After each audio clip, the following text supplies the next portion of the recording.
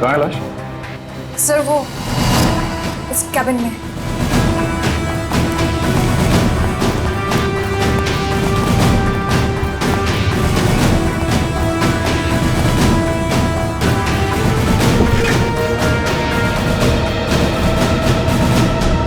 Sir, एक गोली लगी है सीने में। देखो जरा शरीर से गोली बाहर निकलने का कोई निशान है क्या?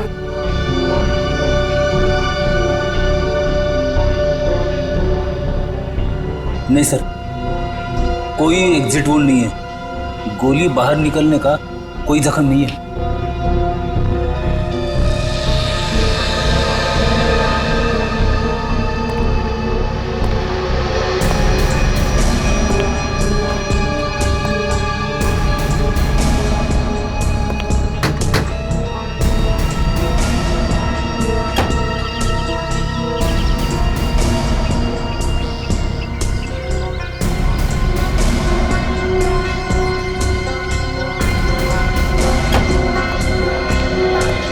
पूरी सर। लाश किधर? सर अंदर आइए सर।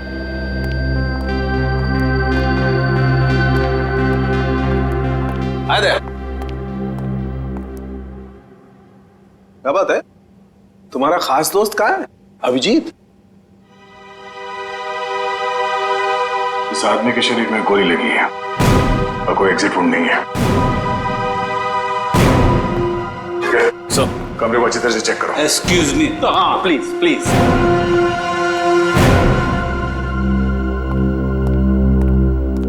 ये तारिका क्या हुआ है? ये तो एकदम उखड़ गया था। कुछ गलत तो नहीं कह दिया मैंने?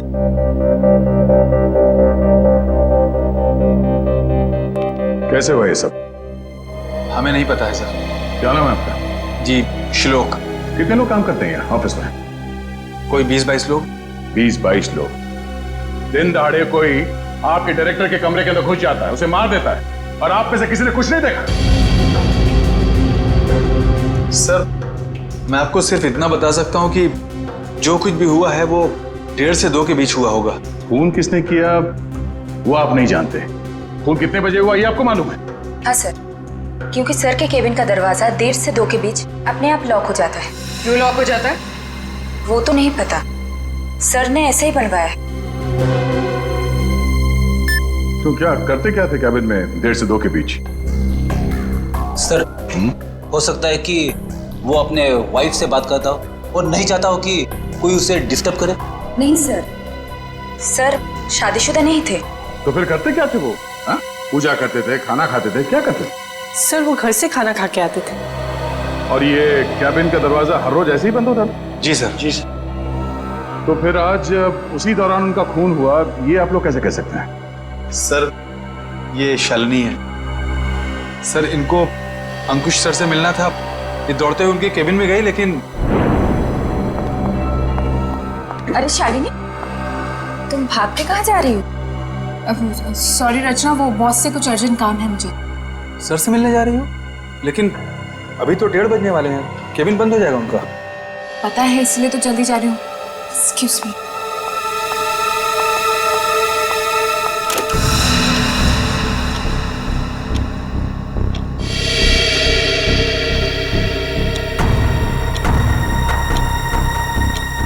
अब और आधा घंटा वेट करना पड़ेगा।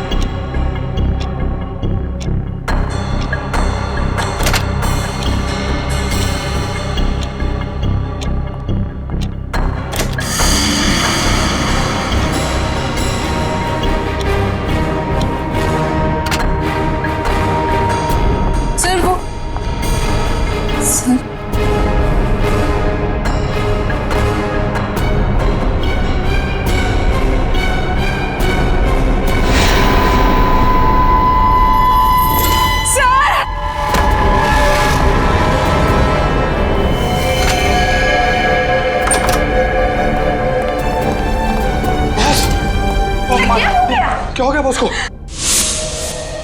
तो इसीलिए आप लोगों का मानना है कि दरवाजा बंद होने के बाद उनका खून हो। हाँ सर। सर कैबिन में कोई हथियार नहीं मिला। सर हो सकता है कमरे में कोई ऐसा मैकेनिज्म हो जिससे गोली खुद ब खुद चल गई हो।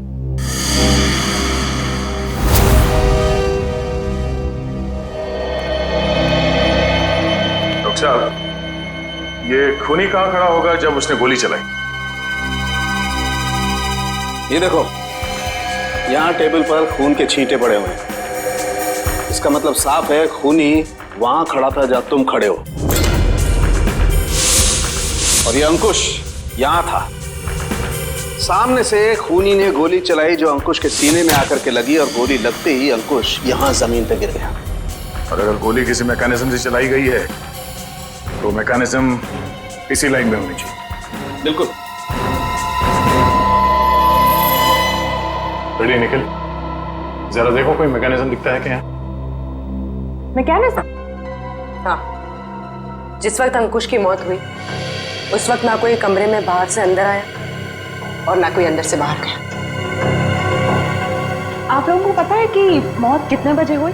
हाँ, ऑफिस स्टाफ का कहना है कि दोपहर को 1:30 से 2 बजे के बीच। सही है। राइगर मोर्टिस लाश की जकड़न भी यही बता रही है।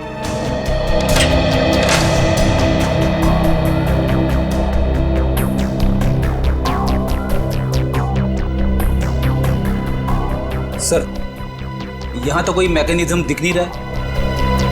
सर यहाँ भी ऐसी कोई चीज दिखाई दे नहीं रही है। कमरे में कोई आया नहीं और कोई मैकेनिज्म भी नहीं है, तो फिर इस आदमी को गोली लगी कैसे? कि ऐसा तो नहीं कि ये दरवाजा लॉक होने से पहले इसे गोली लगी हो? एक बात बताइए, आप में से किसी ने ये दरवाजा बंद होने से पहले अंकुश को जिंदा देखा था? No sir. नहीं सर। ठीक है, एक काम करो, शुरू से बताओ जब आपके बॉस अंकुश यहाँ इस ऑफिस में आए। सर वो बहुत परेशान थे और उन्होंने कृतिका को अपने केबिन में जी बुलाया। Sir. Okay sir, okay. Rachna, क्या हुआ? बॉस बहुत ज्यादा गुस्से में है, कृतिका को अंदर बुलाया है।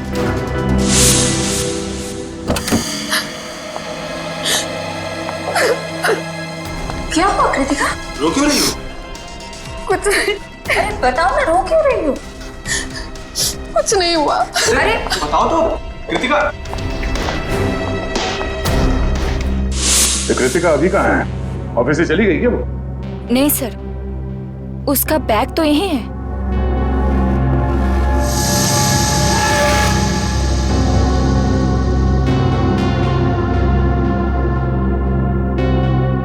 जब कृतिका कैबिन से बाहर निकली तब अंकुश जिंदा था?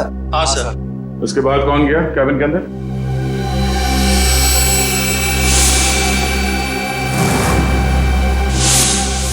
देखिए, हम एक सवाल 2 बार नहीं पूछेंगे आप लोगों से। हम यहाँ ये पता करने की कोशिश कर रहे हैं कि आपके बॉस का खून किसने किया, और इसके लिए हमें आपके सहयोग की जरूरत है। और आपके ऐसे चुप रहने से कुछ हासिल नहीं होगा, इसलिए बताइए, कृतिका के बाहर आने के बाद अंकुश के कैबिन में कौन गया था? सर, त्र्यंबक, रचना और मैं। उस वक्त कितने बजे थे?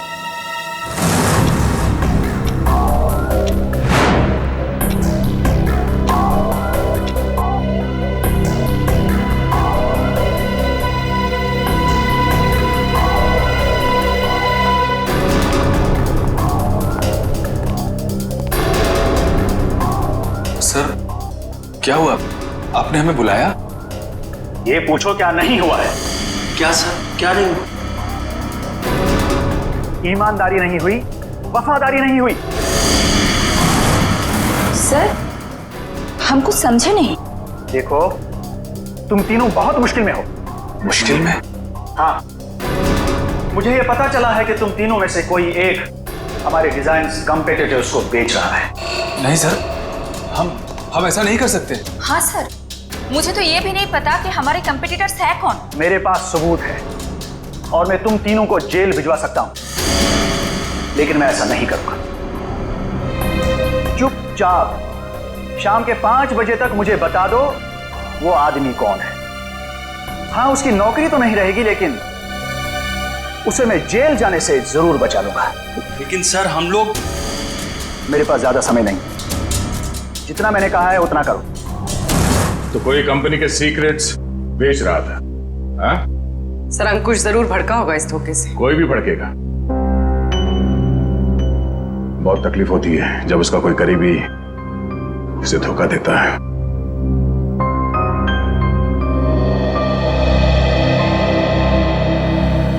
तुम तीनों में से कोई एक धोखेबाज है, वरना अंकुश सिर्फ तुम तीनों से पूछताछ क्यों करेगा इस बारे में? सर हम बेकसूर हैं, कोई हमें फंसाने की कोशिश कर रहा है। तुम लोगों ने ही मारा अंकुश को और अब ये बेकसूर होने का नाटक कर रहे हो। नहीं सर हम सच कह रहे हैं। अच्छा, वो तो हम पता लगा ही लेंगे कि क्या है सच और क्या है झूठ। तुम कितने बजे अंकुश के कैबिन से बाहर गए थे? सर यही कोई 1:15 हो रहा होगा। और वो जिंदा थे जब तुम बाहर आई? हाँ मैम। जी, तो उसके बाद कौन गया था केबिन में? सर मुझे पता नहीं है। मैंने किसी को जाते हुए नहीं देखा सर। मैंने भी किसी को अंदर जाते हुए नहीं देखा। सबका जवाब एक ही है। सर समझ में नहीं आ रहा है कौन सच बोल रहा है और कौन झूठ।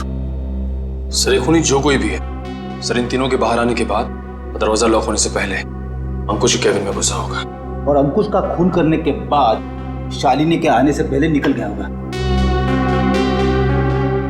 खूनी कौन हो सकता है? तो कमरे के अंदर घुसा और किसी ने उसे आते जाते नहीं देखा। अंकुश के कमरे से बाहर निकलने के बाद तुम तीनों कहाँ थे?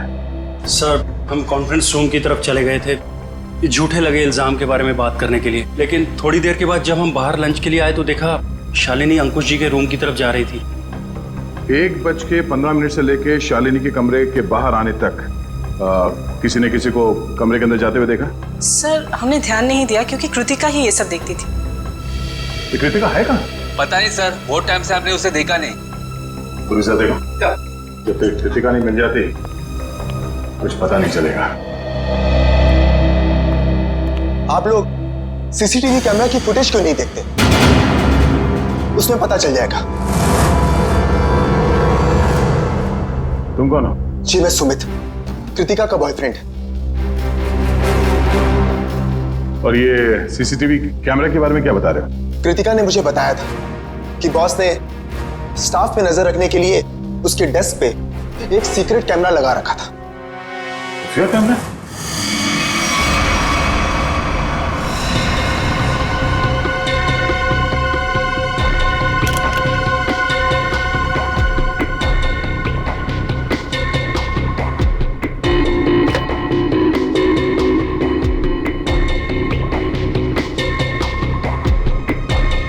यहाँ पे तो कोई कैमरा दिख ही नहीं रहा है। खुफिया कैमरा है, छुपा के रखा होगा।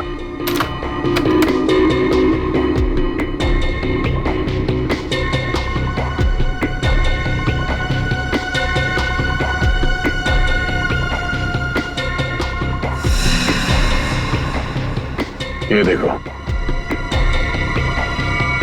लाफिंग बुद्धा की आंखों में कैमरा है।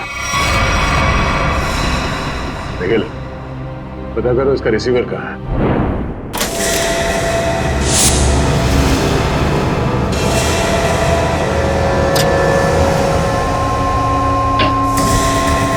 मैम!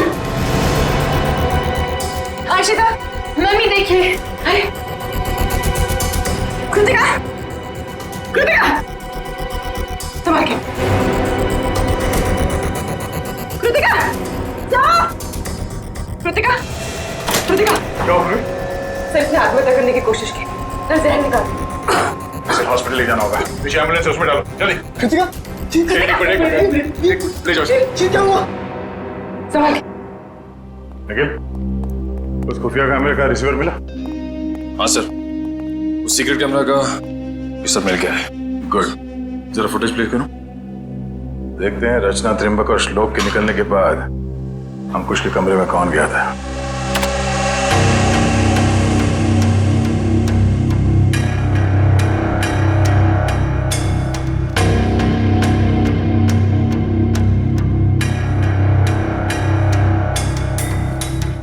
उन तीनों ने कृतिका के बारे में जो कहा था वो तो सही निकला। अब आगे देखते हैं।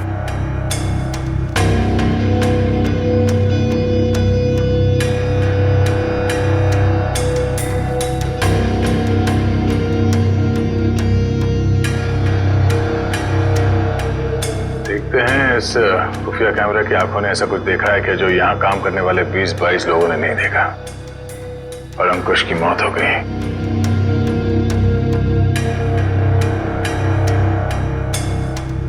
एक मिनट रुको सर, ये आदमी कौन है?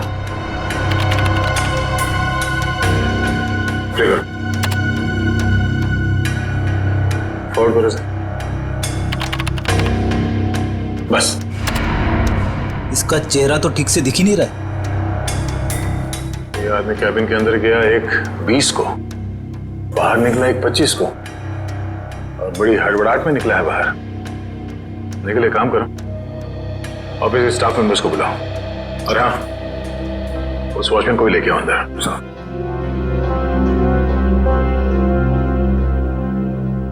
आइए सब।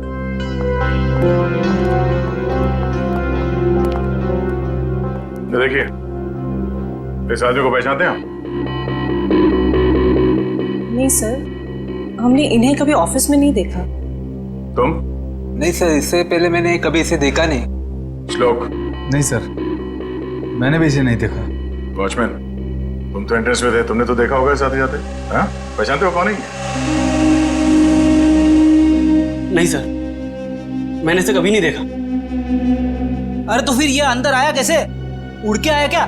मेरा एक फोन आया था, मैं 5 मिनट के लिए थोड़ी दूर चला गया था, शायद ये तब आया होगा। अच्छा, निखिल, एंट्रेंस में जो कैमरा है उसका फुटेज चेक करो।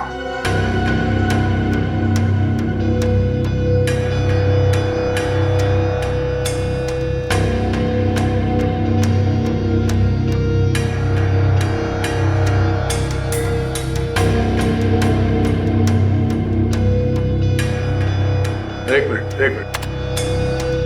इस फिल्म को फ्रीज करो। ये सुमित? कृतिका, तुम्हें कुछ नहीं होगा, जल्दी चलो। आई, तुम्हें कुछ नहीं होगा कृतिका, तुम ठीक हो जाओगे। संभल के।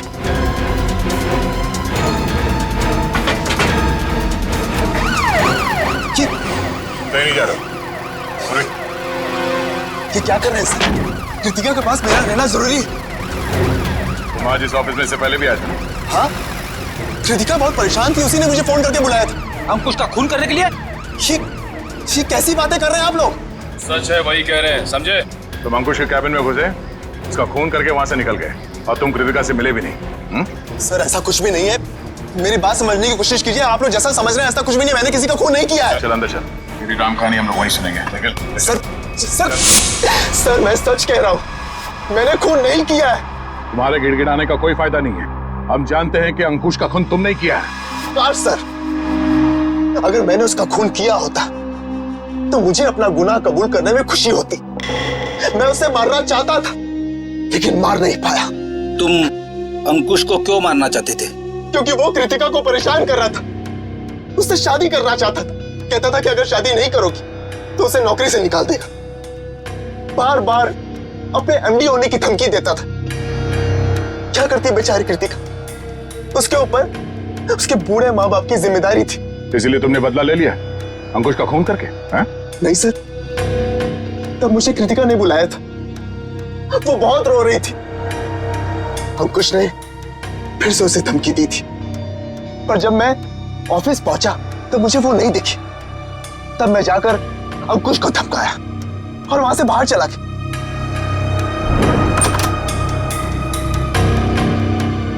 कौन हो तुम? बहुत हो गया अंकुश, कृतिका से दूर रहना, वरना क्या करोगे? जान से मार दूंगा तुझे।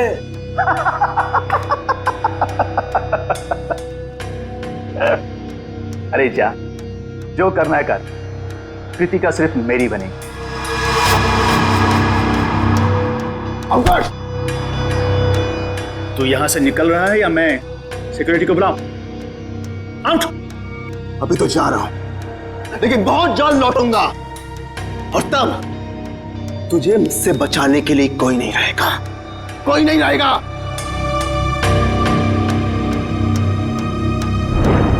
हमारे पास सबूत है। तुम 1:20 में अंकुश के कमरे के अंदर गए थे और ठीक 1:25 को बाहर निकले थे। क्यों? फिर भी मैं बार बार यही कहूंगा कि मैंने खून नहीं किया है। देखो सुमित, दया सर को गुस्सा मत दिलाओ। सीधी तरीके से मान जाओ कि खून तुमने किया है, क्योंकि तुम्हारे जाने के बाद यहाँ की स्टाफ शालिनी जब कैबिन में गई तब अंकुश मरा पड़ा था। सर मेरा विश्वास कीजिए, मैंने खून नहीं किया है।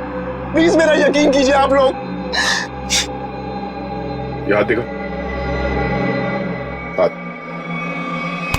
सर गन पाउडर की स्मेल। स्प्रे देना। एक मिनट।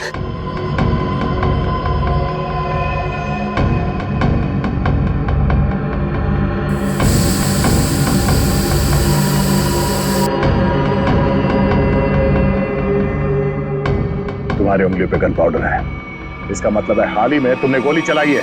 नहीं सर, अंकुश का खून तुम नहीं किया है। मैंने गोली नहीं चलाई है सर। तो फिर ये गन पाउडर तुम्हारी उंगलियों पे कैसे आया? सर प्लीज सर, मेरा विश्वास। गन पाउडर कैसे आया तुम्हारे हाथ पे? सर वो मेरे पास मेरी अपनी गन, उससे गलती से चल गई थी जब मैं आज अपने घर पर था। तुम्हारे पास अपनी गन है? लाइसेंस है? हाँ? नहीं। तो गैर कानूनी तरीके से गन रखी थी तुमने? हाँ? सिर्फ और सिर्फ अंकुश को मारने के लिए। अगर आज उससे कोई नहीं मारता तो मैं शायद उसे जरूर मार देता। तो गन कहाँ रखी है तुमने? बाहर फ्लावर पॉट पे। गन को बाहर क्यों छोड़ा तूने? हाँ? क्योंकि कृतिका ने मुझे कसम दी थी कि मैं अपने साथ गन अंदर लेकर ना आऊं, वरना गुस्से में मैं कहीं उसके बॉस को मार ना दूं, इसलिए बाहर छोड़ दी। चल दिखा वो गन।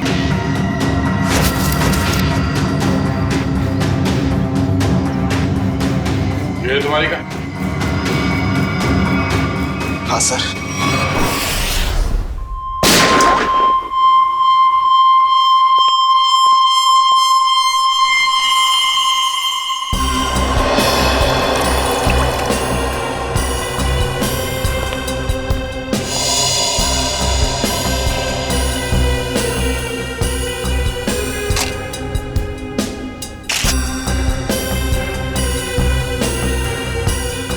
मेरी समझ में नहीं आ रहा है कि आप लोग मेरी गन को चेक क्यों कर रहे हैं, जबकि मैं इसे ऑफिस में लेकर गया ही नहीं था। दोनों बार प्लांट में ही छिपा दिया था। तुम कितना सच बोल रहे हो कितना झूठ, अभी पता चल जाएगा। भैया तो मैच होती है। ये गोली और अंकुश के शरीर में जो गोली मिली है वो गोली, दोनों मैच होती है। इसका मतलब साफ है अंकुश को इसी गन से गोली मारी गई है। अब बोलो, तो तुमने दोनों बार ये गन ऑफिस के बाहर वाले गमले में छुपा दी थी? सर मैं आपसे बार बार कह रहा हूं कि मैंने अंकुश को नहीं मारा। जब मैं उसके कैबिन से बाहर निकल रहा था तो वो जिंदा था। जरूर मुझे कोई फंसाने की कोशिश कर रहा है। तो मतलब तुम्हारी गन अपने आप गमले से बाहर आई, अंकुश जी को गोली मारी और फिर आके गमले में छुप गई। और ये कहानी है सर? अरे मैं कोई कहानी नहीं बना रहा हूं, मेरा विश्वास कीजिए। एक सेकंड। कॉल। क्या? हाँ मुझे याद आ गया। जैसे ही मैं अंकुश के कैबिन से बाहर निकल रहा था उसके मोबाइल पर एक कॉल आया था। और उसने वो कॉल रिसीव किया था? हाँ।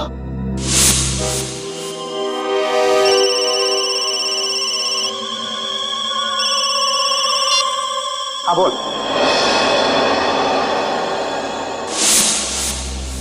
पंकज, अंकुश का मोबाइल चेक करो। सर, अगर अंकुश ने ये कॉल रिसीव किया है तो शायद वो तुम्हारे निर्दोष होने का सबूत हो।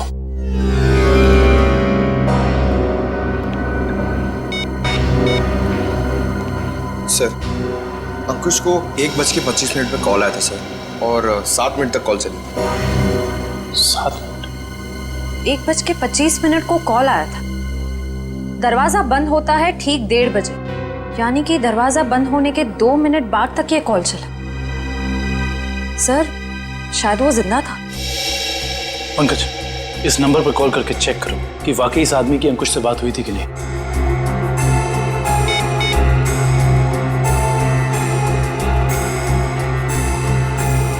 अंकुश नहीं, मैं सीआईडी ऑफिसर पंकज बोल रहा हूँ। अच्छा एक बात बताइए, आपने आज अंकुश को फोन कॉल किया था? आपकी बात हुई थी उससे? अच्छा, लगभग कितने मिनट तक बात हुई थी? 5 से 7 मिनट। अच्छा ठीक है, थैंक यू वेरी मच। नहीं नहीं, कोई टेंशन। सर 7 मिनट तक बात हुई थी सर। देखा सर, मैं सच कह रहा हूं, मैंने अंकुश को नहीं मारा है। इसका मतलब सुमित खूनी नहीं है, तो फिर खूनी कौन है? कहीं खूनी पहले से ही तो कैबिन में छुप कर नहीं बैठा था और दरवाजा लॉक होते ही उसने अंकुश को गोली मार दी और फिर वहां बैठकर इंतजार कर रहा था। और जब 2 बजे बाकी का सारा स्टाफ अंदर आया कैबिन में अंकुश की लाश देखने, तो मौका देखकर वो भी उनके साथ निकल गया।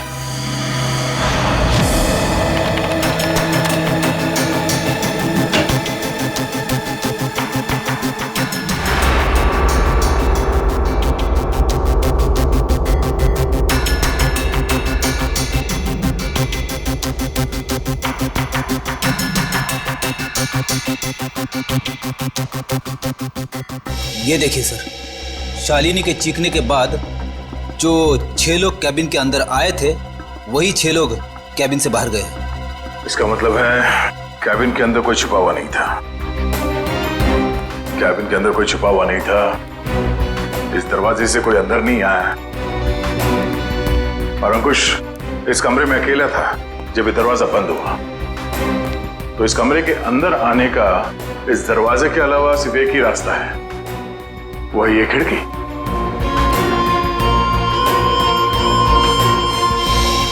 मगर जब हम लोग इस कमरे के अंदर आए तो ये खिड़की अंदर से बंद थी।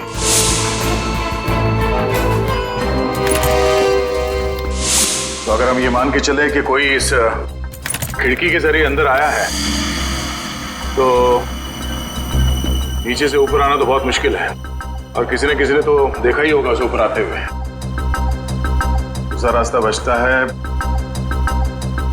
ऊपर।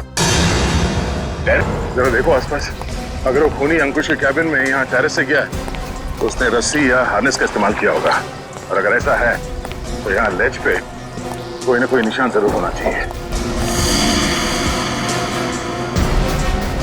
तो चेक करो।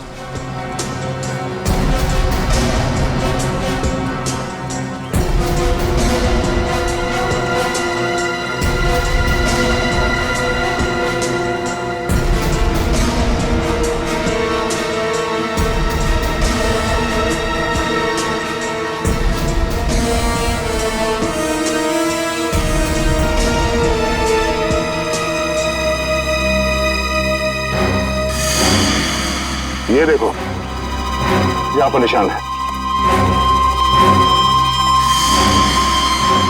ये निशान, उसने रस्सी को यहाँ से बांधा और यहाँ से नीचे उतरा। इसके ठीक नीचे यहाँ पे अंकुश का ऑफिस है। और फिर रस्सी सपोर्ट के लिए शायद वहां उस पे बांधा होगा। ये देखो, रस्सी के घिसने का निशान है यहाँ पे। इसका मतलब है उसने रस्सी यहाँ इस पाइप पे बांधा और वहां से नीचे अंकुश के कैबिन में गया। कमाल है सर, खूनी इतना कुछ करता रहा लेकिन किसी ने उसे देखा तक नहीं। खूनी ने जिस तरीके से मेहनत की है खून करने के लिए, उससे तो साफ साफ दिख रहा है सर उसके दिल में कितनी नफरत भरी पड़ी थी अंकुश के लिए। ये पता करना पड़ेगा कि वो है कौन जिसे अंकुश से इतनी नफरत थी, और उसे ये भी पता था कि अंकुश के कैबिन का दरवाजा 1:30 से 2 बजे के बीच बंद होता है। तो ना हो ये कोई ऑफिस का ही आदमी है।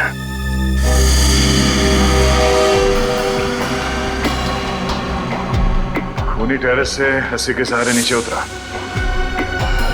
और फिर खिड़की के रास्ते कैबिन में आया। लेकिन आपने तो चेक किया था, खिड़की अंदर से बंद थी, जिसका बाहर से खुलना नामुमकिन था। Exactly Freddy. इसका मतलब है खून होने से पहले खूनी ने या उसका साथ देने वाला कोई ना कोई इस ऑफिस में था जिसने छुपके से ये लैच, खिड़की का लैच खोल दिया ताकि इसे बाहर से खोल सके। फिर सर खूनी ने खिड़की को अंदर से लॉकअप किया? ये शायद तब हुआ होगा जब ऑफिस के बाकी के स्टाफ मेंबर्स अंकुश की लाश देखने के लिए कैबिन के अंदर घुसे। खूनी यहाँ से अंदर आया और उसने अंकुश को गोली मार दी। गोली चलने की आवाज नहीं, शायद गन पे साइलेंसर लगा हुआ था। और फिर अपना काम करने के बाद खूनी वापस इस खिड़की से ऊपर चला गया। मगर खूनी ने एक गलती कर दी। वो क्या सर? लैच। जब उसने खिड़की खोलने के लिए ये लैच ऐसे खोला होगा, जाहिर सी बात है उसने ग्लव्स पहनने की तकलीफ नहीं की होगी। इसका मतलब खूनी के उंगलियों के निशान उस लैच पे है। हाँ फ्रेडी, और अब ये उंगलियों के निशान ही हमें खूनी के गर्दन तक ले जाएंगे।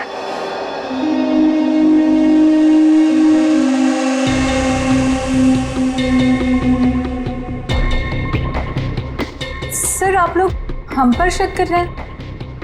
हाँ, क्योंकि खूनी आप लोगों में से कोई है। ये क्या कह रहे हैं आप सर? सही कह रहे हैं, थोड़ा इंतजार करो। उस खिड़की के लैच पे जो उंगलियों के निशान मिले हैं, अगर वो आप में से किसी के फिंगरप्रिंट्स के साथ मैच होते हैं तो पता चल जाएगा कि अंकुश का खूनी कौन है।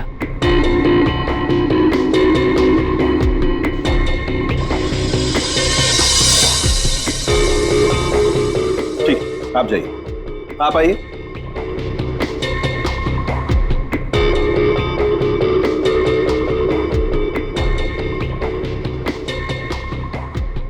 ठीक, जाइए।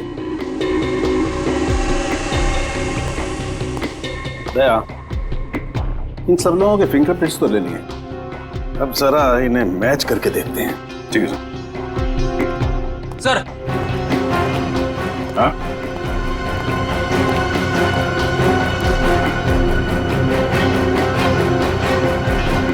खूनी ने टेरेस से नीचे उतरने के लिए जिस रस्सी का इस्तेमाल किया था वो रस्सी कहीं मिल नहीं रही है।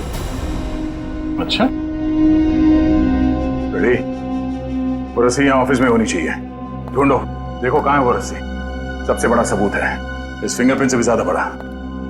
अगर वो रस्सी मिल गई तो समझ लो खूनी अपने आप अपने हाथ आ जाएगा।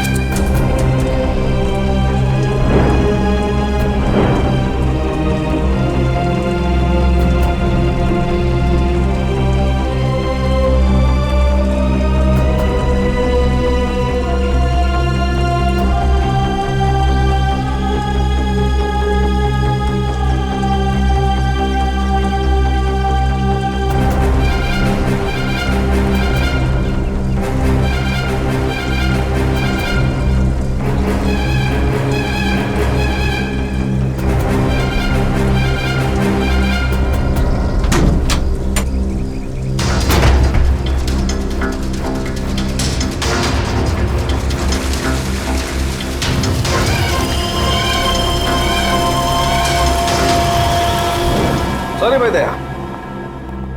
क्या हुआ सर? डॉक्टर तारिका? केबिन में मिले फिंगरप्रिंट्स इनमें से किसी से मैच नहीं हो रहे। ये कैसे हो सकते डॉक्टर तारिका? इनमें से किसी न किसी के उंगलियों के निशान मैच होने चाहिए थे। आप लोगों से कोई गलती हो गई होगी। नहीं यार दया, ऐसा नहीं है, हमसे कोई गलती नहीं। हो सकता है दया इनमें से कोई खूनी नहीं होगा, तो खूनी नहीं होगा तो फिंगरप्रिंट्स कैसे मैच होंगे? हो सकता है इस बार गलती आप लोगों से होगी।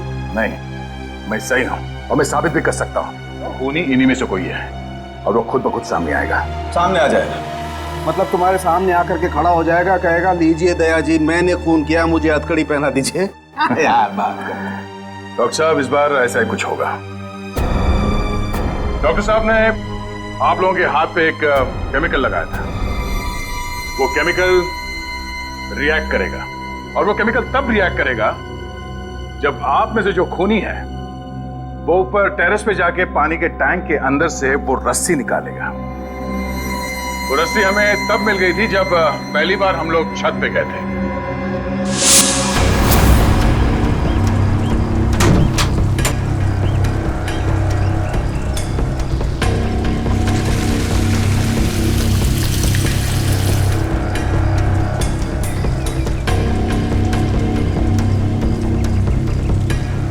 पूरी तैयारी के साथ आया था। उस रस्सी पे हमने एक केमिकल लगाया है और वो केमिकल तब रिएक्ट करेगा जब आप लोगों के हाथ पे लगा हुआ केमिकल उसके कांटेक्ट में आएगा। आप लोगों के हाथ चमकने लगेंगे अंधेरे में। Lights off.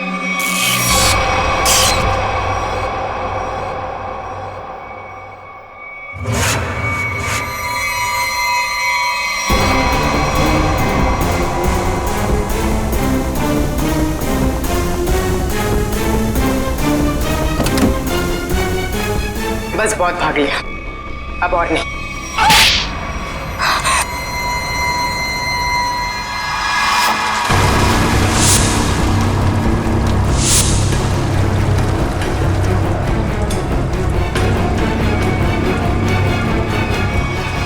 तुमने अंकुश को क्यों मारा?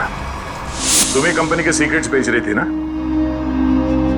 और जब अंकुश तुम तीनों से पूछताछ कर रहा था, तुम जानती थी कि तुम्हें उससे छुटकारा पाना है। हाँ? मैं बहुत पहले से ही जानती थी कि मैं पकड़ी जा सकती, इसलिए मैंने प्लान बना के रखा था कि जब भी मौका मिलेगा मैं अंकुश को मार दूंगी। तो तुमने अपने प्लान में सुमित को कैसे फंसाया और क्यों फंसाया? उसने क्या बिगाड़ा था तुम्हारा? मेरी सबसे अच्छी सहेली को मुझसे दूर कर दिया था। मैं और कृतिका अच्छे दोस्त हुआ करते थे, लेकिन जब से सुमित उसकी जिंदगी में आया था तब से कृतिका उसकी बातें करती रहती थी। सुमित ऐसा है, सुमित वैसा है, सुमित ने ये किया, सुमित ने वो किया, सुमित सुमित सुमित। इस सुमित से मुझे नफरत होने लगी थी। दिन रात उसके साथ फोन पे लगी रहती थी। इस सुमित के चक्कर में वो मुझे भूल गई थी। और आज सर के केबिन से निकलने के बाद कृतिका ने जब सुमित को फोन करके बताया कि गन को कहीं छिपा देना, मैं अपनी सहेली को मैं वापस पाना चाहती थी और यही सही मौका था सुमित को फंसाने का। इसलिए तुमने अंकुश को मारने के बाद अपनी गन सुमित के गन के साथ बदल दी और अंकुश के शरीर पे जो गोली मिली वो उस गन के साथ मैच हो गई, जिसकी वजह से सुमित फंस गया।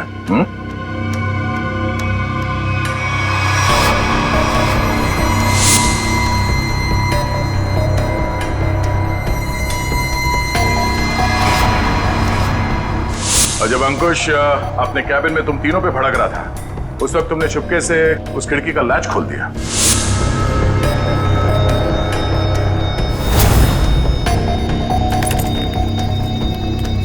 और तुमने मौका पाके विंडो का लैच तब लॉक किया जब सब अंकुश की डेड बॉडी देख रहे थे, है ना?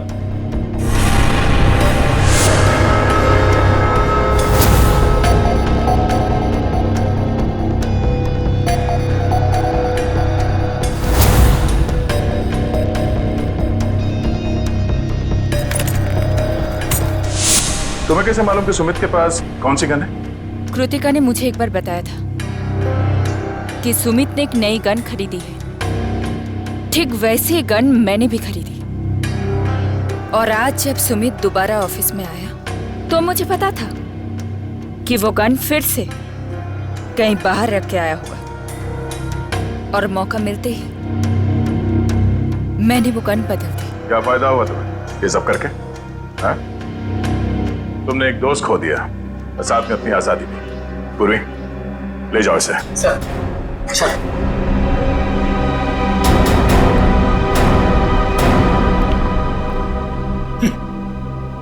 लोग भी दोस्ती में क्या क्या करते हैं सर। हाँ फ्रेडी, कुछ तो पीठ पे छुरा घोंपते हैं।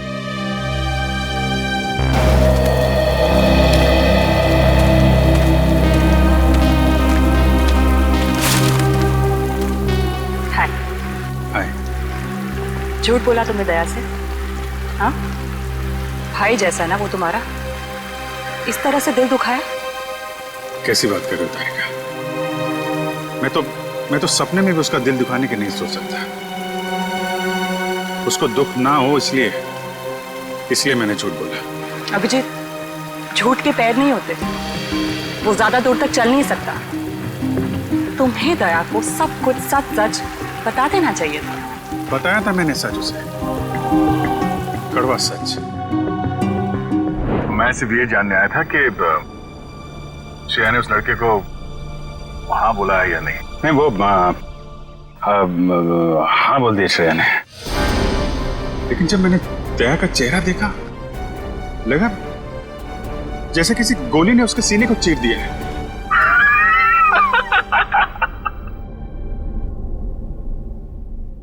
अरे यार, क्या लड़का आया नहीं, तबीयत खराब हो गई उसकी।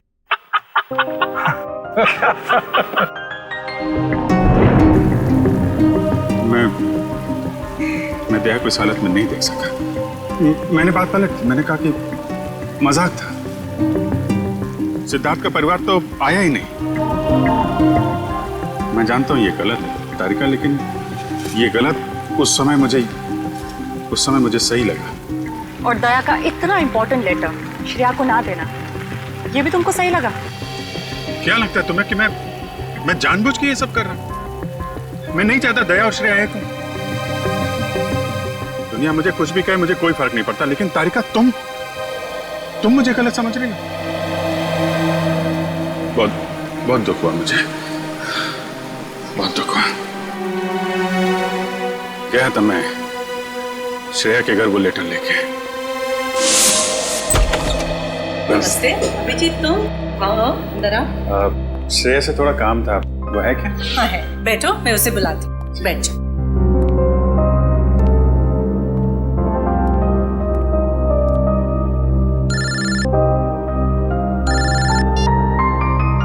अरे भाई, तुम्हारा ही काम करने आया हूँ यार। अरे भूल कैसे सकता हूँ, लेटर है मेरे पास, अभी दिया नहीं है। जैसे ही श्रेया आती है ये लेटर उसके हवाले कर दूंगा। हैं? अरे यार, थोड़ा तो सब्र रखो यार। हाँ, मैं करता हूँ। नमस्ते। अभिजीत, मैं तुम्हारे हाथ जोड़ता हूँ, तुम दया का कोई भी लेटर श्रेया को नहीं दोगे।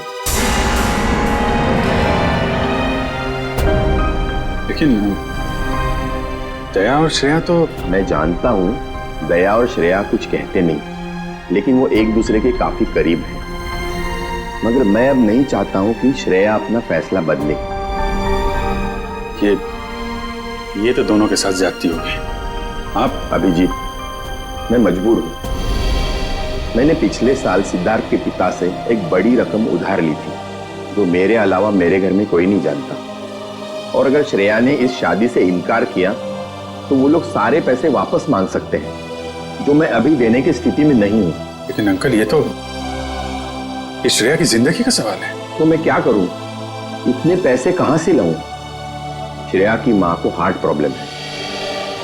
तुम लोगों की जरा सी गलती हमें प्रॉब्लम में डाल सकती है। देखिए, अगर सिर्फ पैसे की बात है तो हम लोग मिलकर कोशिश कर सकते हैं। पैसा तो... नहीं, वो बात नहीं है। पैसे का इंतजाम हो चुका है, बस 1-1.5 महीने की बात। एक बार मैं उनके सारे पैसे लौटा दूं, उसके बाद तुम ये लेटर श्रेया को दे देना। लेकिन तब तक ये बात हम दोनों के बीच ही रहनी चाहिए, प्लीज।